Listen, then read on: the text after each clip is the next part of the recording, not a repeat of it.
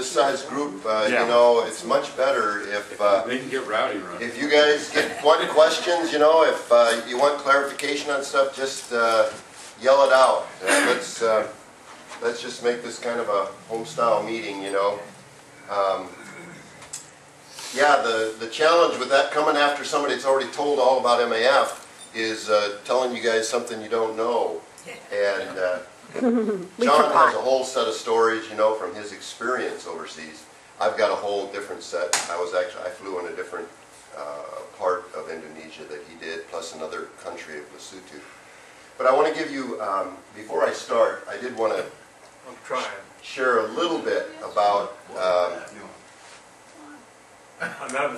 Please stand by. We're experiencing some minor technical difficulties. We should get back with you in just 1 minute. Why don't you go ahead and do your presentation. When he catches up with you, we'll have the video. And we'll call that a commercial. We don't have to have the video first or anything. Oh, okay. That's not we can do it whenever. It does look like a person. It looks like a monster. Because not all players will read all DVDs. Commercial DVDs. We had it up earlier. I'm not getting anything up there right now. Yeah, it was up earlier. Gentlemen, Okay, No well, signal. What's going on? it's only a 3-minute video, and you did see a few of the videos from John Hook last week. We did. So We saw at that. least you have, and the big thing is kind of having in your mind what it looks like out there. You know, the jungle, the small airplane landing on the airstrip. That's basically what we do. And so I want to get into that, but I want to first of all share just briefly of my own testimony, because I feel it's important you know who's talking to you and what my relationship with the Lord is, and really that's just the power of God working in people, and that's what it's really all about. And you know, I grew up in small churches. My dad was a pastor. And that's David really wants to emphasize that. I can tell God must be really working here, you know. I preached in small churches. There was one on both of us. That's too funny. That was a yawn. Well, anyway, I grew up in the church, so I was in church, you know, for Sunday school, and that's back in the day when you had morning and evening services and Wednesday prayer and all of that stuff. And you know, I did it. It was just what was normal for me. Learned all the Bible stories. I mean, I was one of the smartest kids around when it came to knowing Bible stories and what acting in church was all about, and I thought that was normal. I mean, I thought that is what having Christ in your life was like. I mean, it was going to church and learning Bible stories. I didn't really realize until much later that what a personal relationship. And you know, whenever I talk to young people, I can see myself sitting there, because they're sitting there and they've probably been raised in the church, and their parents make them come to church every Sunday, and they're good kids. They don't, you know, go off and do a lot of the crazy things, but they almost get bored with the whole thing. Kind of everything is just same old, you know, I'll go to church and all of that. Well, that was me, and I went through high school. I was a good kid. My parents didn't have anything to be like really concerned about, but went off to college, and my whole life changed. This is back in the late 60s, early 70s. I don't know if you remember those days. Where did you go to college? I actually went to several colleges. I was in upstate New York, and a small little college, and I actually had a football scholarship to play at this college, and I started getting involved in a lot of things that I shouldn't have, and my whole life kind of changed. You know, I actually became what a lot of people called hippies. Oh, yes. Believe it or not, I actually had hair. You know, I don't have a whole lot of that anymore, but back then, you know, it was long hair and the whole thing, and that's where I kind of started going, and didn't see any contradiction in, you know, that now I was doing this where before I was in church all the time.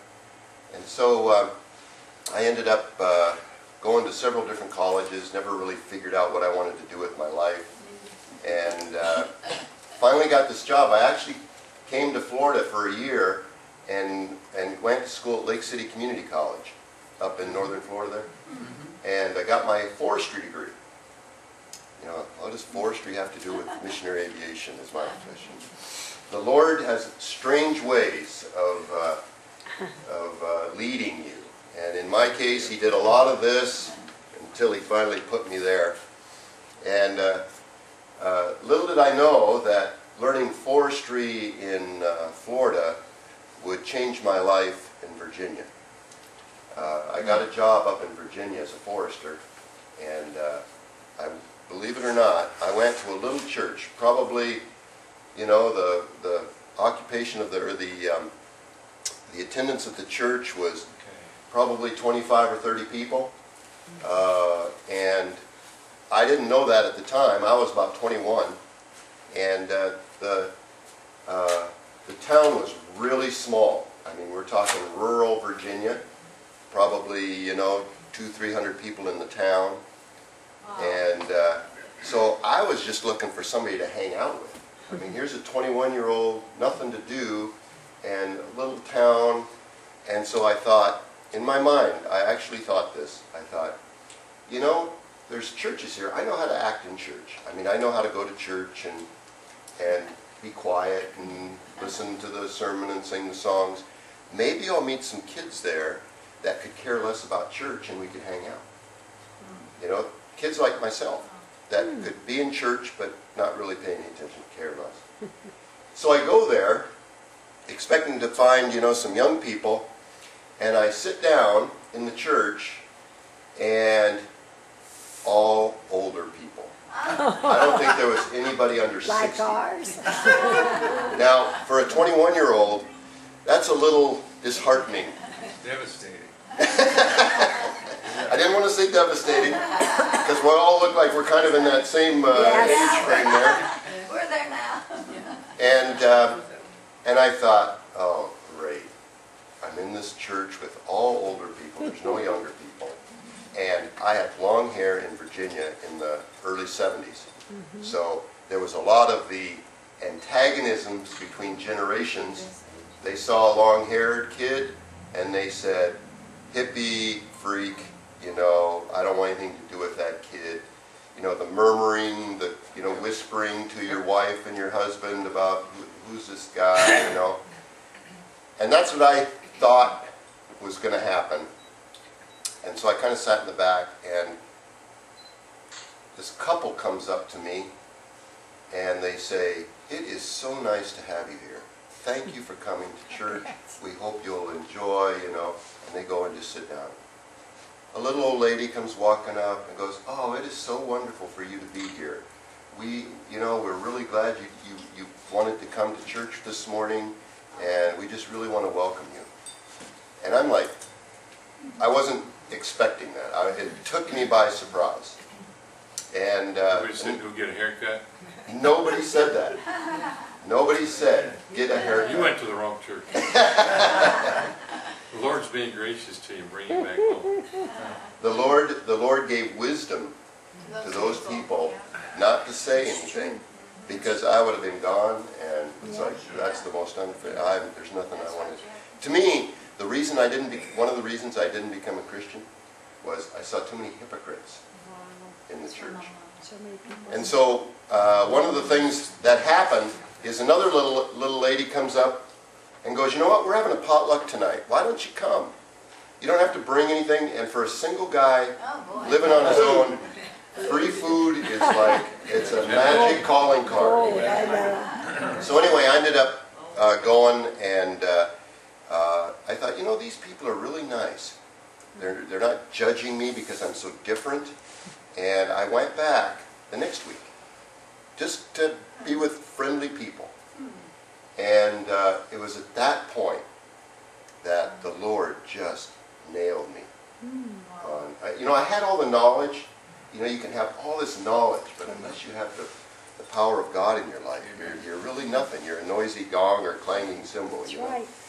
And so all of a sudden, it was the first time I realized that there was a living God, not just a God in the Bible that you read and you get bored reading, you know, it was a living God who created the universe, and it was a very heavy experience for me.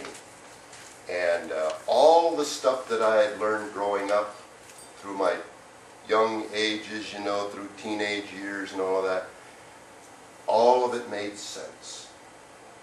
All of it, all of a sudden I said, it's all true. We're ready. Oh, okay. You're on whenever you're ready. All right, all right. I do want to finish this part. Leave it on. Yeah. And We gotta hear the rest Leave of it the on. story. yeah, right.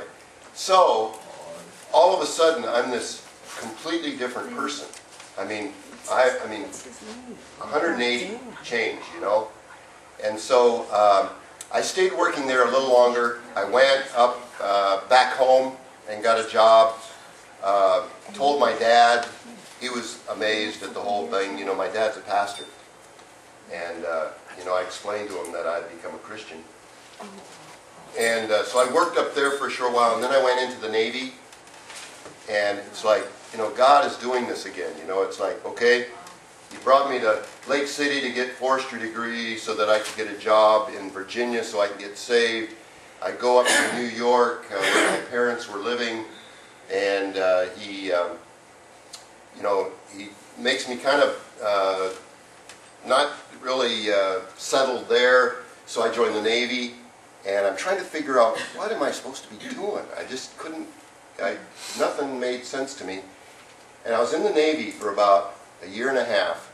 I was an electronics guy on one of the ships, and I read this article that was just set in, you know, in the ship you have real small compartments for sleeping, and there's about, you know, 50 guys in the area of this room. You're 5 high?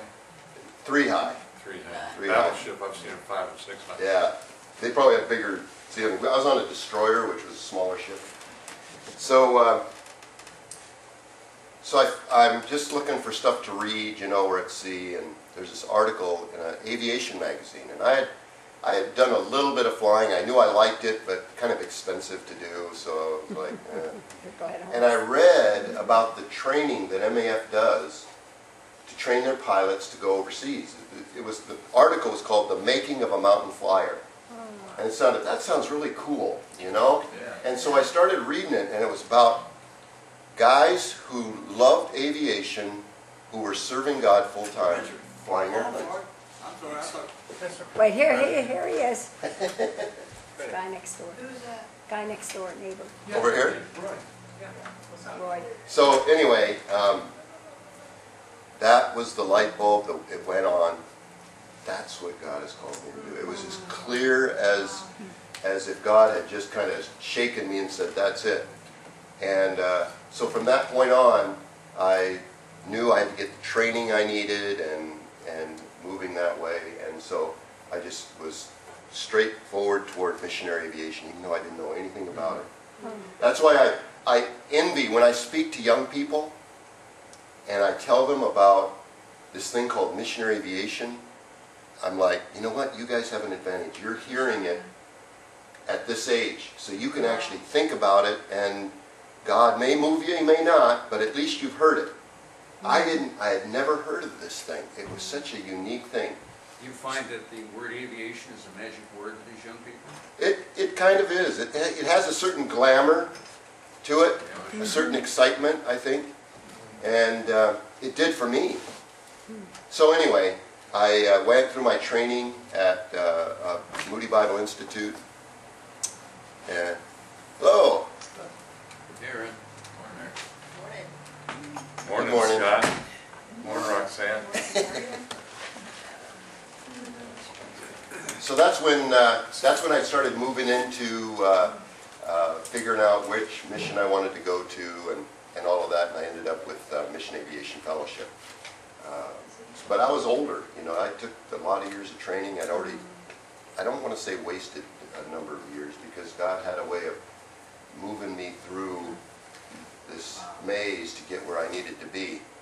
But anyway, I joined MAF, and all through this time, so I was about 30 years old when I graduated from this school, and I thought, well, the Lord must want me to go to the field single, because in all these years He hasn't provided me a wife, so maybe the Lord wants me to go single as a missionary pilot. And so I went to work at MAF, and I went to a local church, and there was my beautiful wife, just waiting for me. And you saw the picture. I've got a few pictures here. If anybody ever wants any here, I got some. And then the Lord blessed me with 3 beautiful daughters, and it's been quite an experience. I want to share. I'll let you see this video. It's kind of cool. It's just to kind of, again, put you in the frame of mind of what missionary aviation is all about, what it looks like on the field. And then I have a number of stories that I'd love to share with you about some of my experiences, some of the lessons the Lord taught me. So this is only 3 minutes or so. Can everybody see okay? Let me keep video taking. I think we have some.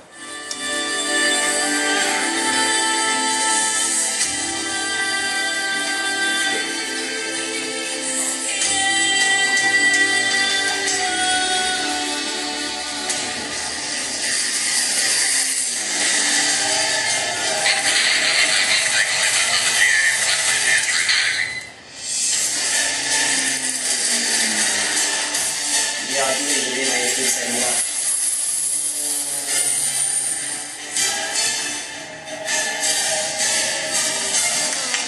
It's pretty impressive to see the amount of food that's still needed here and the desperation is still on their faces. Father, we pray that this aircraft will be a beacon of light as it reaches out to tens of thousands of hurting and lost people with the gospel of our Lord Jesus Christ.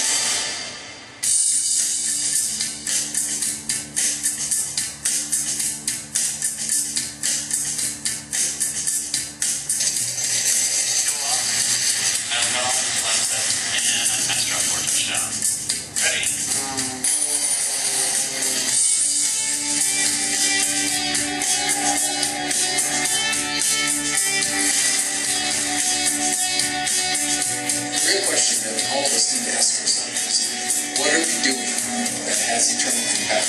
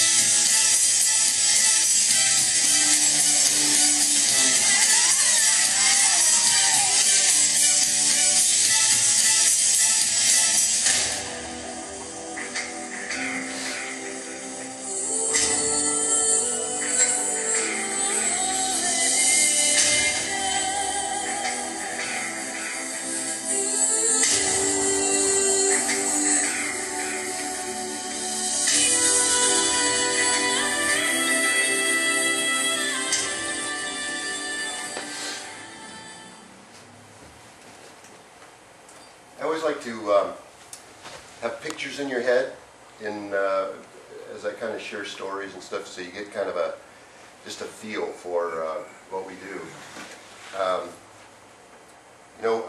One of the things that's really cool is being able to come down and be at Sun and Fun. The opportunity to let people know that the aviation public know that there's this kind of thing going on around the world. Most of the people that go to Sun and Fun are either professional pilots or people that have quite a bit of money and love flying airplanes, and or young wannabe pilots. And one of the things that missions have done, and it's really kind of cool, is that we have come together, not as MAF and JARS and New Tribes Aviation and that as separate organizations. We really wanted to have a united front to meet the public.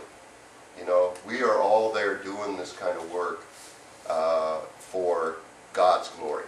And we want the world to know that we're united in this. Yes? Well, that's one thing I respect about the Mission Fellowship and Unity Show. We try to do something similar with Jamaica Mission. You get 4 or 5 missions together to do a united front.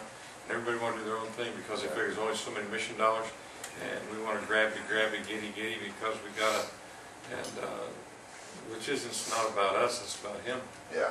And that's one thing I've respected, that everybody's shoulder to shoulder, toe to toe. They don't worry about which pilot we get for which mission. Right. Because every pilot they get for their mission is one less pilot we got to get for that same station. Right, right.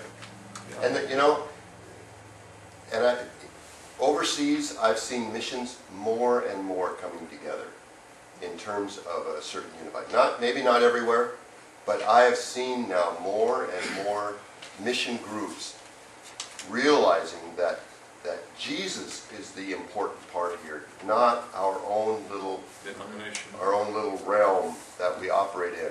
And to me, that's like one of the signs that Jesus is coming soon, because he's bringing people together and not always focusing on their own particular, because it's very easy to get focused on your own particular ministry, you know, and to keep a broader thing. I served in, I've been with MAF now, this summer will be 30 years. And, you know, I'm actually the manager of recruiting for MAF at our Napa headquarters. I served overseas for many years as a pilot mechanic, and I came back, and they asked me to be in charge of the recruiting department. And, you know, one of the really neat things for me is, as I talk to these young guys, or young women who want to be missionary pilots, I'm able to say, if I had to do it all over again, I would do it all over again. And I look at how many people can't really say that as they look back. So many people have regret. Oh, I wished I'd have done that, because I actually talked to a number of older guys who, you know, they're in their 50s or 60s, and they go, you know, back when I was a young guy, I used to think about being a missionary pilot. But then I got this job, and I started making money, and then I got married, and we had kids, and then, you know, now it's here 30 years later. And one of the really things that I can rejoice, I guess, is God allowed me to do what I love doing it. And I love talking to these young folks that want to become missionary pilots, because there's such a there's such an important part of missions that is covered with missionary aviation. You know, missionary aviation is such a niche kind of thing. You don't hear necessarily a lot about it, but it's a very key ingredient to a lot of different mission organizations. We fly for like over 1,000 different organizations, missions, national church entities, all kinds of groups, relief agencies, over like 1,000 of them. And so a lot of these missions kind of see MAF or the different staff in missionary aviation as part of their own ministry. So we like partner with all these groups, which is really kind of a cool deal. So it's just a unique place, and God calls everybody to different things, and not everybody needs to be a missionary pilot, but you can just see the body of Christ operating. Too young to get started. That's what he said. He wishes he had. I read Morty is an octogenarian. He loves Oh, really? I read a book many years ago about Nate Singh. Jungle pilot? Yeah. And He's great. I wanted to be a missionary pilot, Yeah. but I was taught against it, literally taught against it. Wow. And so the mindset came in, kids, Yeah. wives, stuff like that. Yeah. 7 kids. 7. Now he's ready to That fly. will do it. Glenn too. Now he's ready. I can't fly. He can do it. Well, the thing is, you know, God's concerned about the heart. You know, you may not be able to physically fly the airplane, but you can encourage young people. You know, you can be talking, you can, you know, do all kinds of good stuff that would encourage the next generation. He can build airplanes. Oh, yeah. He He's got a prototype sitting on his Oh, really? back can shed. build. He's got drop money on him. There's all kinds of, like, you know, there's different places you can go and volunteer. And it doesn't necessarily even have to be aviation. You know, I think when I get to retirement, you know, you need to keep working. I mean, volunteering, doing something, or you're just going to waste away. So anyway, I don't know if you saw, there was a number of places there of Haiti. I think, have you guys been involved in Haiti at all as a church? We were as far as over to Legacy Church. Oh, we were working with Pignot there where we've got an orphan home and a compound. Yeah. The only problem is every time they ran plane, they'd swarm the plane, and so they decided to go bring truck in with better guard. And there you get supplies in better by more expedient of a truck out of Dominican. Yeah. And they're feeding probably 10 or 11,000 people a day there at that. It was about 7 miles south of Port-au-Prince. I had a, We see a lot of the aircraft that you're showing as single-engine carriers and so on. Yeah. Some of the aviation fellowship that I've seen, probably not MAF, I don't know, has a number of twin-engine carriers, air carriers. Well, like Missionary Flights. Big, beautiful aircraft that, you know. Missionary Flights International, they fly DC-3s out of Fort Pierce, I think. And they're always looking for volunteers to come and help. They've got a big warehouse that they need help with. So how far is Fort Pierce from here? Quite a ways? 2 hours. 2 hours, 2.5 hours. Yeah. So, I mean, you know, there's opportunities. I mean, Florida's a rich aviation community, you know. The reason you didn't get not so involved with twin engine is getting them in and out of the airfield? You're right. We fly, I mean, most of the airstrips we go into are very small. Plus, and the twin engine is good in terms of, for safety, you know, you lose an engine, you still got one. But it's also a lot more expensive running twin engine. And so we've operated with single engine airplanes almost our whole time. We've had twin engines in certain situations. And so I mean, we've used them, but it's not the standard. The standard is a single engine airplane, just for economy, and they're smaller and can go in and out of the small airstrips. Which airplane do you usually fly? Well, I flew the Cessna 206, which is probably most of the airplanes you saw up there were Cessna 206s, but they also have the Cessna Kodiak, or the Quest Kodiak, which is a single-engine turboprop. I don't know how many aviation people, and I don't want to get too technical, but that's a new airplane that God put on the heart of a guy to design for missionary aviation. Wow. The guy designed it for missionary aviation. Short takeoff landing? Short takeoff landing. He sells it to the general public, but then the money that he makes, he's able to give to the missions an airplane that's heavily subsidized. So, I mean, we still have to pay for it, but his whole purpose is to subsidize the airplanes for missions. Wow. That's very So I ended up, I was assigned to Indonesia, the country of Indonesia, a very remote, primitive part of Indonesia called Papua. And it used to be called Irian Jaya. It's on the island of New Guinea. Papua New Guinea. And so I flew there for a number of years, and that's where our first 2 daughters were born, out in a little mission hospital. There's no roads to the hospital, so I had to fly my wife in 2 weeks before she was due, so that she wouldn't go into labor, and then me trying to fly her while she's in labor. That's no fun. So we actually ended up getting there about 2 weeks before the baby was due, and so we just waited there, and I did my flying out of the hospital area. So it was kind of interesting, you know. Yes. And one of the things that I realized real quick in my missionary career was that, you know, I went through Bible school and got all my aviation training. MAF had trained me, so, you know, I was pretty well prepared. But I started realizing once I got on the field that was just like, you know, preparation for what God really wants to teach you in life. You know? Yeah. And you get out on the field and you think you got all this stuff figured out, and then He starts teaching you some real spiritual lessons. And I still remember one time, and God would do this different times. Sometimes it'd be through a humorous situation. Sometimes it'd be through a fairly dramatic situation where you learn these spiritual principles. But I ended up taking this flight early in the morning. God, I know, has a sense of humor because I'm not really a morning person. And I like staying up late and getting up late. But in Papua, you get up really early and you go to bed really early. And so I thought, you know, why did God put me here? You know, it would have been nice to be in a place where you get up late.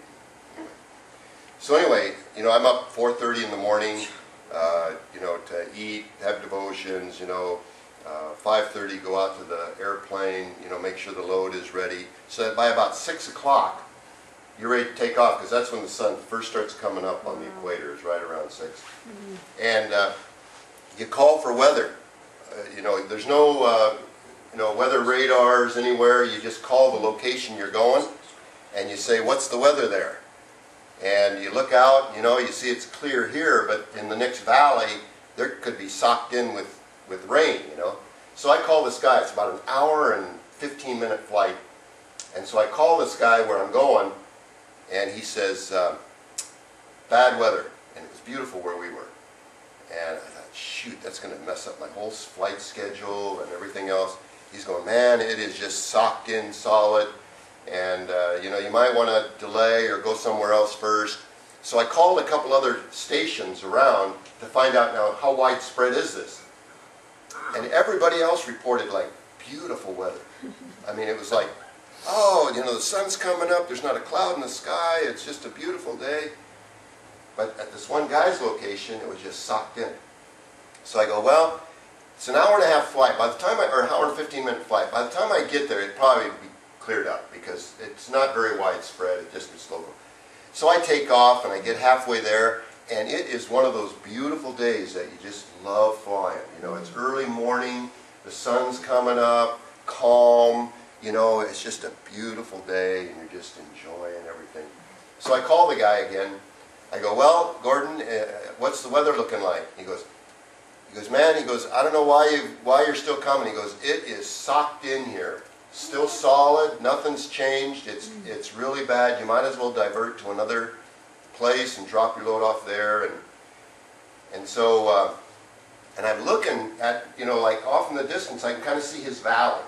And everything, it's wide open. It's clear, it's beautiful out. And I'm like, man, it must be really localized. You know, the bad weather. So I get there, and I'm, you know, another, you know, 20 minutes, I'm coming up to the mountain here, and his valley runs like this way, and I'm coming up like this, and so I'm thinking that when I turn the corner into his valley, it's going to be just kind of socked in, which it can happen in those mountain, you know, regions. And I come around, and I turn the corner, and it is wide open. I mean, sun shining, not a cloud in the sky. I'm looking and I can see, you know, as I turn the corner and I'm going down the valley, there's this airstrip at the end of the valley. And I thought, man, it must have cleared up awful fast around here. And I'm not used to it, you know, in 20 minutes, everything gone, you know. Not even a puddle? Nothing. So I'm going so I give him one more call, and I can see his airstrip down there. Now the airstrip's like here, it's kind of on the side of a mountain or a hill, and then, you know, his house is here, and then there's like a little creek that runs, or a little small river. And so I'm cruising down, and he said, and I call him again, and I say, well, Gordon, what do you think? And I was just joking because it was wide open. And he goes, Ron, he goes, it is still socked in here. It is just, he goes, I don't know why you're spending all this time coming here when I'm telling you it's socked in. There's no way you're going to get in. And I'm looking, and there's his airstrip right there, wide open. And I'm like, what in the world is going on? Is this guy like crazy or what? So I'm flying over his house, preparing to land because the airstrip's open. And I look down, and there's this fog bank right on his house. Nowhere else in the whole valley, but there's this fog bank right on top of his house, just about the size of his house. I've never seen anything like it in my life. And so I'm overhead his house, And I call him again, because now I know what's going on. And I go, well, Gordon, I go, I think I'm going to go ahead and try to land. He's going, Ron, don't do it. It's not worth it. The weather is still bad here. And he hears me pull the throttle, so he hears the engine. You know, he's going to land. This crazy pilot's going to land, you know. And so I'm coming in, throttle back. I set up for my approach, you know. And he comes running out of his house to watch the crash. And he gets about 10 feet away from his house, and it's just like today. Blue skies, you know, sun is shining, you know. And this guy had been there for like 40 years. He knew the whole thing. And so he ended up kind of trudging up, very embarrassed, because he was supposed to go out and look at the weather. But what he was doing was looking out the window. You know, yeah, it's still really foggy, you know, it's still really bad. All those years he should have known, and he knew he should have known, and he knew he should have gone out and reported it to us. And so he comes trudging up to the airstrip, very embarrassed. Now this is a guy who had evangelized the Stani tribe. I mean, this guy was a guy who risked his life going in. And I mean, so I had tremendous respect for this guy. He was a translator. I mean, I love the guy. And he came up and he just goes, I am so sorry, he said, you know. And so I was, you know, I'm kind of a sarcastic person, and so I'm making fun of him, and we're going back and forth. But he was really sorry. And right in the middle of all that, the Lord, you know, funny experience, and the Lord said to me, you are just like that. I mean, it was almost an audible voice. I'm not going to say it was an audible voice, but it was as clear as day, like the Lord speaking to me. And I'm like, what in the world?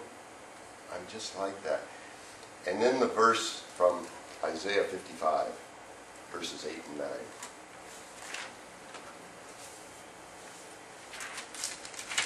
The one of, for my thoughts are not your thoughts, neither are your ways my ways, declares the Lord. For as the heavens are higher than the earth, so are my ways higher than your ways, and my thoughts than your thoughts. And you know what it was? Is God's going, you know, I'm like this pilot who's flying and has this view of the entire island. I mean, he can see all the weather, he can see all the valleys, he can see what's up ahead, he can see what's behind. And here you are, Ron, in this fog-enshrouded house called your life. And you walk around. How many times have you guys, and I know I do this all the time, so I know you guys must. You kind of go, God, maybe you don't quite understand the situation here. If you really loved us, or if you would have done something in this situation. If you really understood fully, and you pray kind of, God, you need to make this change here because this is not a good situation that's going on. And God is up there above the fog-enshrouded house saying, but you don't understand all the other things that I am planning. And, you know, I've told that story I don't know how many times, and I still have to remind myself of the need for trusting God when it doesn't make sense. It didn't make any sense for this guy that I come and land at his airstrip when it was all fogged in. But it was from his perspective that it was all fogged in. And so I've had to remind myself often, trust God who does know what he's doing, even when it doesn't make sense to me. And there's a lot of times when I have to say, okay, I'm just going to trust you on this one, because I don't know why God allowed that to happen. I don't know why that particular thing happened. I wouldn't have done it that way, but God does things very differently than we do. I've learned that one, that's for sure.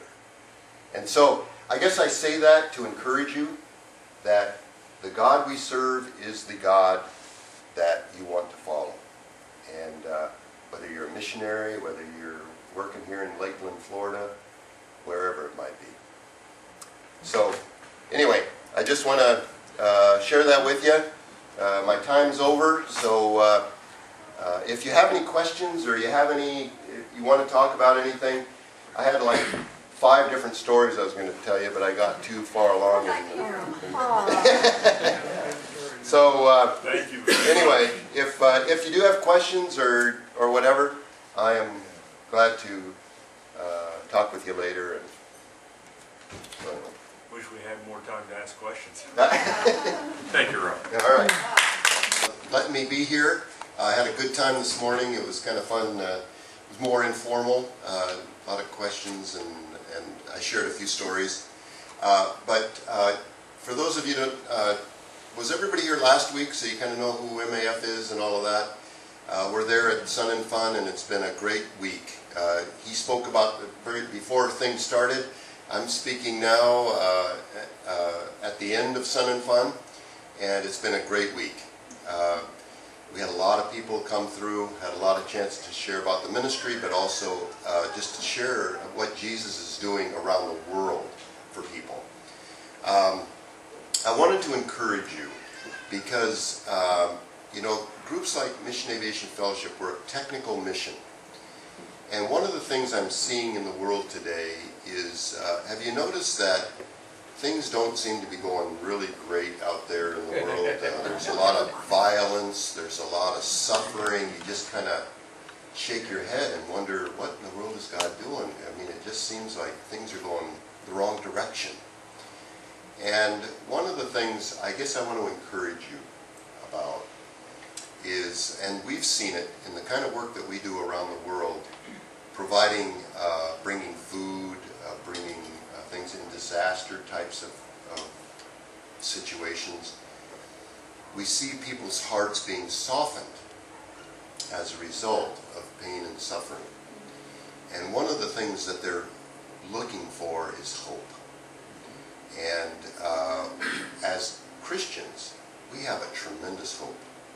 And with technology, with the airplane, we're able to bring in physical things, food, water, medical stuff. I mean, you think of Haiti, the kind of disaster that was there, and the tremendous outpouring of love by the United States and by Christian communities, bringing food and doctors and nurses and medical stuff.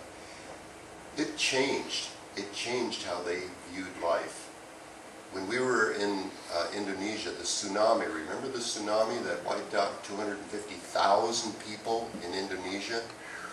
The one area that we went in to serve was closed to Christians. It was closed to all Westerners.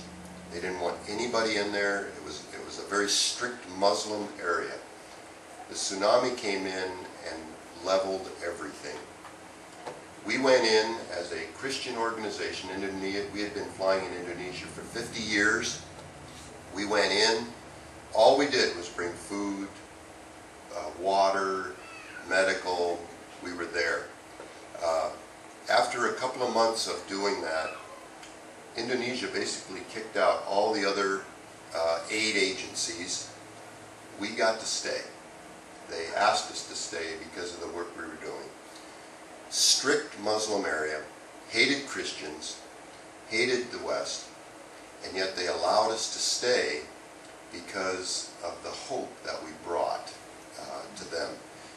They went from being anti-Christian to thinking, well, why do there seem to be more Christians helping us than Muslims? All of a sudden, there's this mind shift of, maybe Islam isn't the only religion out there that's worth following. They start asking questions. As you hear of disasters and earthquakes, you know, in Matthew 24, God has something to say about that. And you will be hearing of wars and rumors of wars. See that you are not frightened. For those things must take place, but that is not yet the end. For nations will rise against nations, and kingdom against kingdom. In various places will be with famines and earthquakes. You know what I'm seeing God doing? Is He's softening the hearts of people to hear the gospel. And groups like MAF and others that are operating around the world in these closed countries, that don't allow regular missionaries to come in, we can go and serve the people. And to me, evangelism is not just the final, do you want to accept Christ? It's changing them, it's moving them down the continuum of maybe hating God, hating religion, to accepting it, maybe having a positive view toward it, and eventually it comes down to the point of where you can challenge them to accept Christ. And providing for their needs, their physical needs, is a tremendous way of opening their hearts to the gospel. And I get excited when I see what we're able to do with just this technical thing called an airplane and communications and all of that. You don't think of the airplane as an evangelistic tool, but in the future of today and in the future, I think more and more there's going to be that kind of ministry going on to touch people's hearts that are resistant to the gospel now. Not the ones that just haven't heard, but are resistant to hearing the gospel. They don't want to hear it. And so anyway, I challenge you that. And so as you hear about another disaster that's going on somewhere, just think of it, God is softening hearts. The gospel may be preached in that area as a result of this. Amen. So be encouraged. That's all I want to say and challenge you with. So anyway, thank you.